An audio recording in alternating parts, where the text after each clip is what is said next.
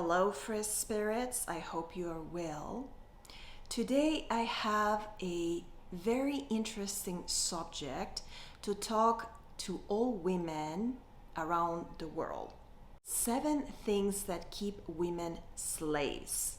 In our modern society, we don't think about women being slaves. Being a slave is being dependent on something or someone who prevents you to be as free and genuine as possible according to your true nature.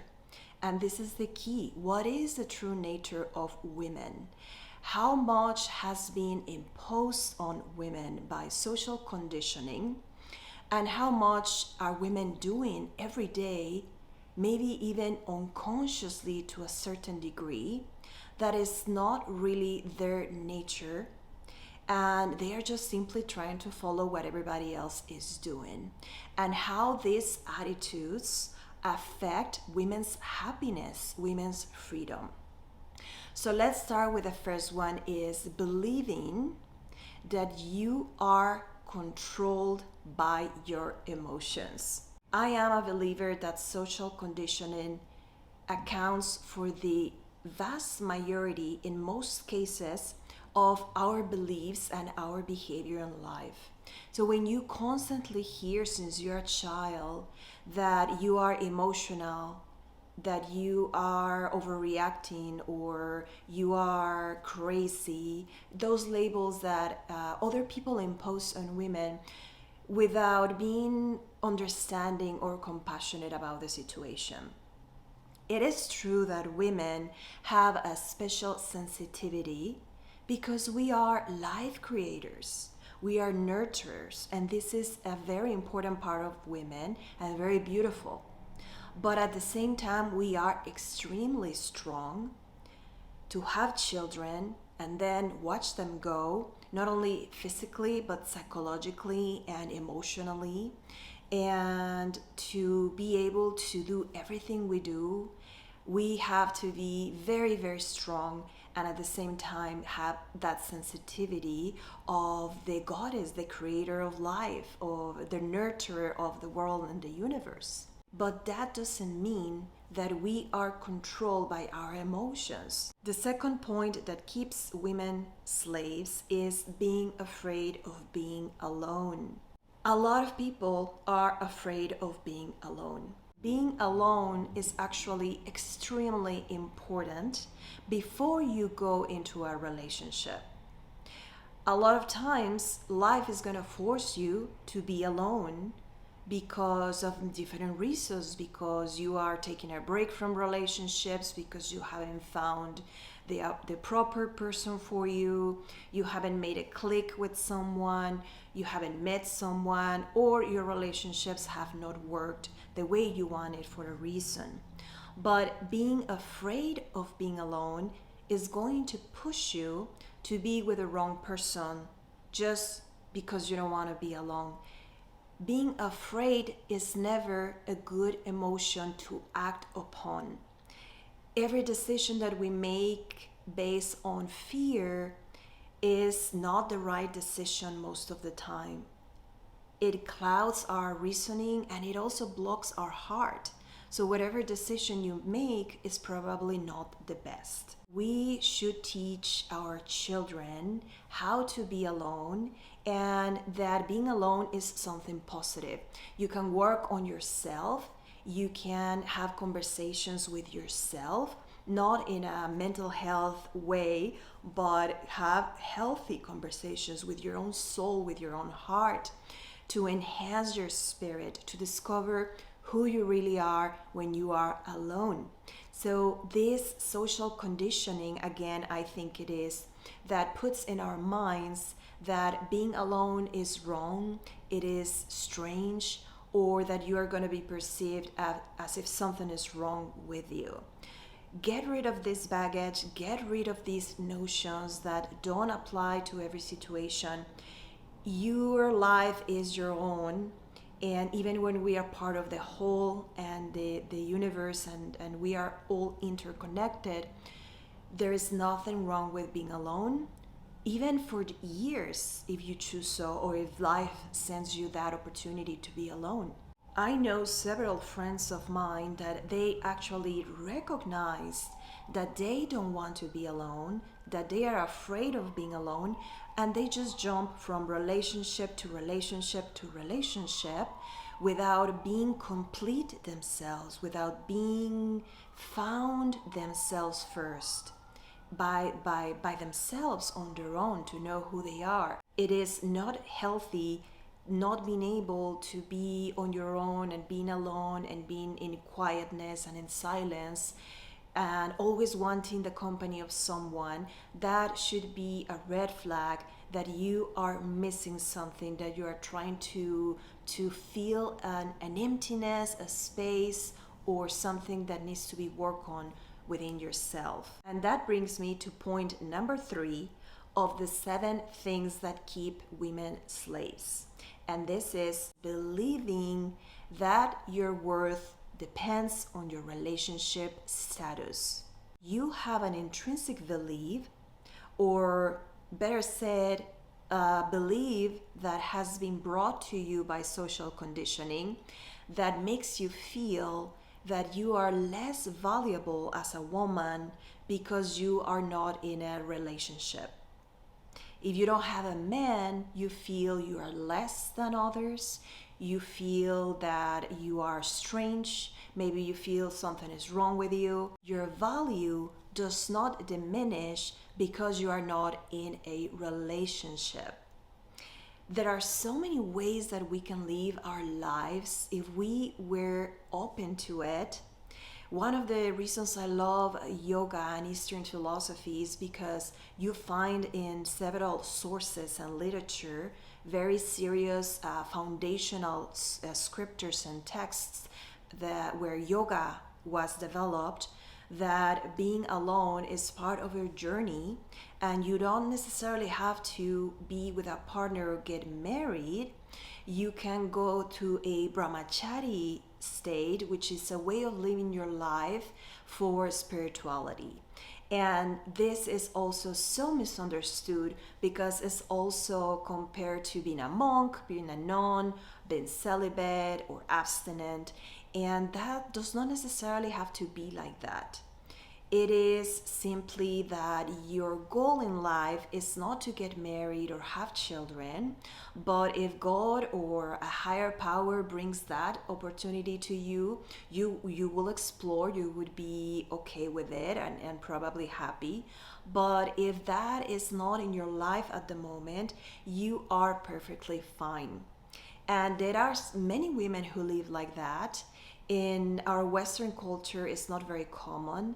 There are other options in life, other stages in life that you can skip. And we should learn to live our life like that, with options according to your own nature, and be very genuine about who you are and not following the sheep, not following the masses just because everybody rushes to get married at a certain point in life. That means that you have to do it. Don't believe that because you see couples smiling on Instagram and Facebook, that means that they are happy. We put a mask, a persona to the public, and we want to be happy, we want to appear happy. But every relationship in private has disagreements, difficulties, challenges, and we have to just be more open and more flexible to explore life in different directions and not only black and white like we usually do. You are valuable whether you are in a relationship or not. Your value as a woman is the same regardless of your relationship status. Relationships don't dictate your worthiness or your value as a woman or as a human being for that matter. And this also relates to the next point of the 7 things that keep women slaves, is believing or expecting that marriage is gonna make you complete or happy. If you are with the right person and you are the right person for that other person, a marriage can be a very beautiful experience. But nobody tells you how difficult marriage can be. You are integrating two different minds, two different people who never knew each other before and who are never truly fully known and discovered. The human mind is a mystery, and we also grow and change throughout our lifetime. So when you are married with someone, you have to adjust constantly to these changes. Nobody stays the same. Someone who is away in their 20s and 30s, they could be very different in the 40s and 50s. And that doesn't mean they were lying or deceitful, but it's just part of the life process. Our life experiences, years, maturity, maybe negative experiences can change a person significantly. And if you want to stay together with someone and these changes are not deal breakers, you have to make a lot of adjustments, very patient, a lot of communication. And this also can be healthy and challenging and be done in a good way.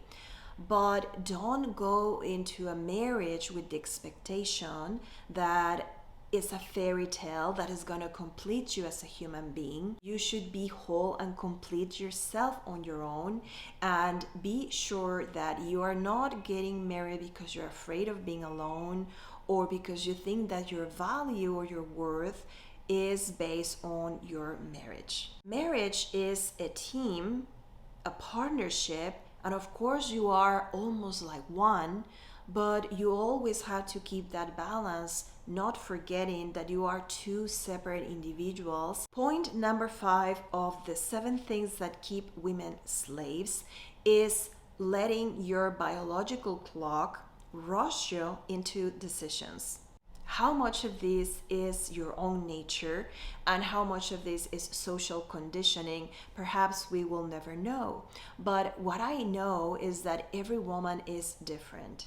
Some women don't feel a biological clock. They don't have the urgency to have children at a certain age. Also, other women are mortified with missing their age of childbearing age and the biological clock ticking. But we have to be very careful with this because this is, at the end of the day, also a belief.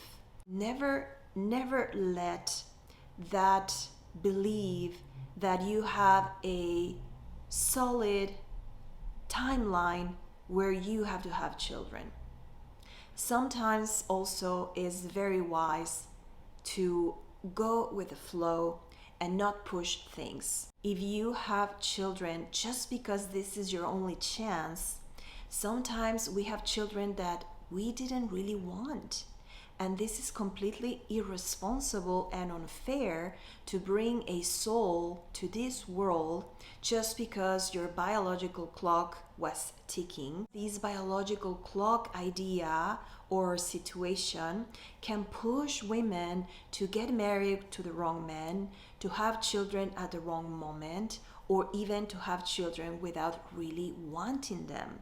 And there is a lot of taboo around this subject that I hope one day goes away.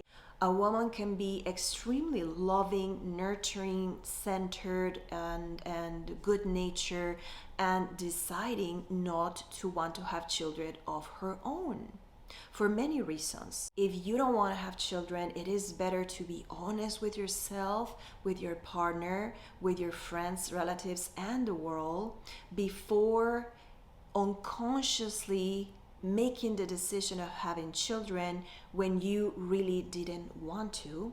And then you're gonna be very unhappy, resentful, and angry, and you're gonna transfer all these energy to your children. And point number 6 of the 7 things that keep women slaves is not accepting aging.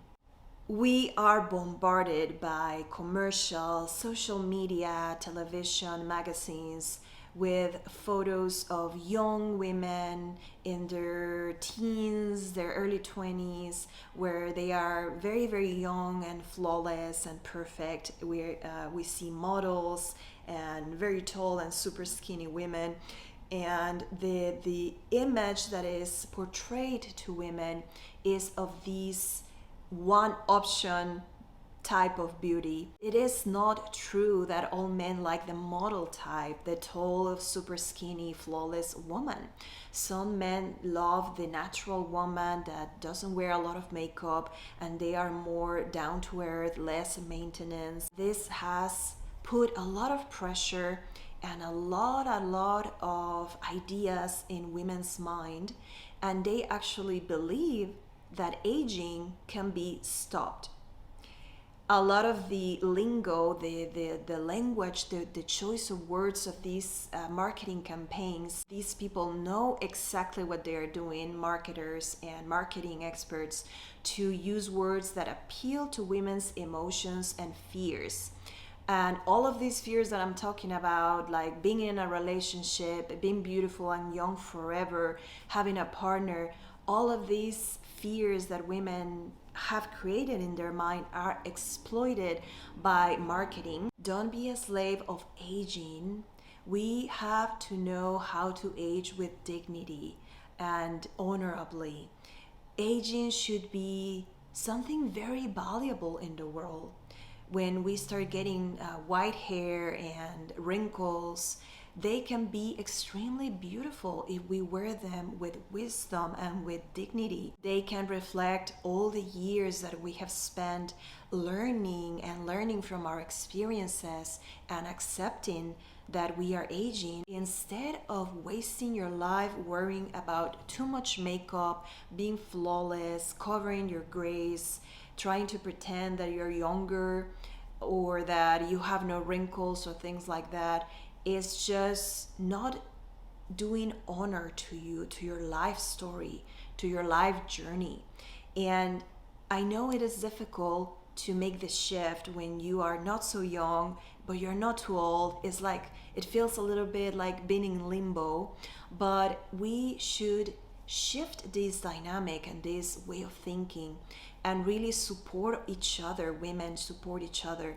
And when you are starting to get more mature and older, instead of wasting all your money in clothes, makeup, or procedures to look younger, why not investing your life in preparing you, your soul and your spiritual side, for when the end of the physical life comes, so you can go with peace, with dignity, and very honorable, with wrinkles in your face like it is intended to be. This is the natural life process. There cannot be life without death. And the last point number 7 of 7 things that keep women slaves, is dressing to attract sex.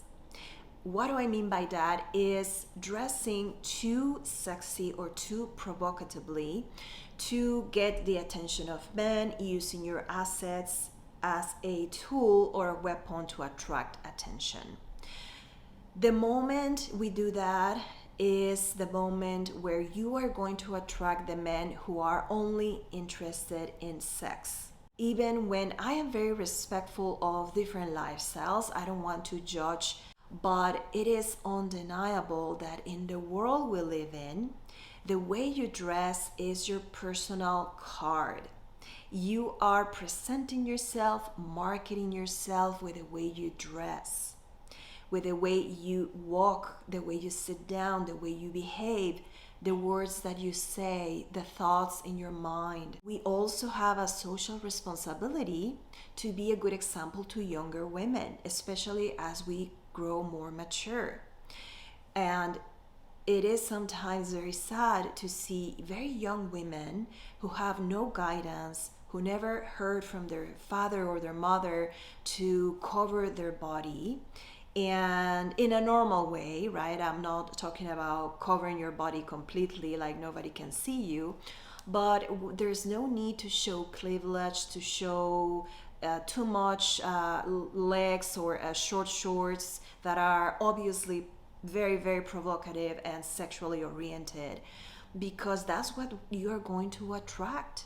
You're going to attract men who want that and only that. There could be some exceptions, but we don't want to lead with our physical assets. If what you want is to be taken seriously and respectfully and be valued for your mind and your skills or your attributes as a person, as a human being, you don't want to show too much, because men are going to focus only on that, and they are not going to even be interested in your mind or in your thoughts or in your vision in life or your life purpose. Women are beautiful, and that is a double-edged sword, because we are beautiful, our bodies are beautiful, and we have this feminine aura, this feminine energy that appeals to everyone, to men and women, and that creates a lot of power. That is a very powerful energy that we women have. And it has been a little bit exploited in the sexual aspect. Sexuality is something almost divine. It is God created, just like your mind is divine, your soul is divine, is created by God or by this higher energy, this higher power. So are your assets as a woman. I encourage you, I challenge you to think for yourself, to live a very honorable and dignified life, and not to lead your life with being overly sexual, showing too much, and reserve that for someone special in your life. This is also going to liberate you, because when you put all these 7 things together, you're gonna see how they liberate you. You get rid of the pressure to conform, the pressure to belong to these. It's going to liberate you from the fear of not being perfect, from the fear of aging, from the fear of not being alone. All of that, you're slowly gonna start getting rid of all those fears, and you're gonna become truly free. And that is the real beauty of a woman. The real beauty of a woman is when you have no fears, when you are at peace within yourself, you are very grounded with a very solid foundation, and you are not expecting anyone to come and add value to you, because you already have that intrinsic value within you, regardless of the social standards of beauty or time or whatever in the world. I hope this was very helpful, free spirits. As always, take care of yourselves, stay healthy, and I will see you in the next video.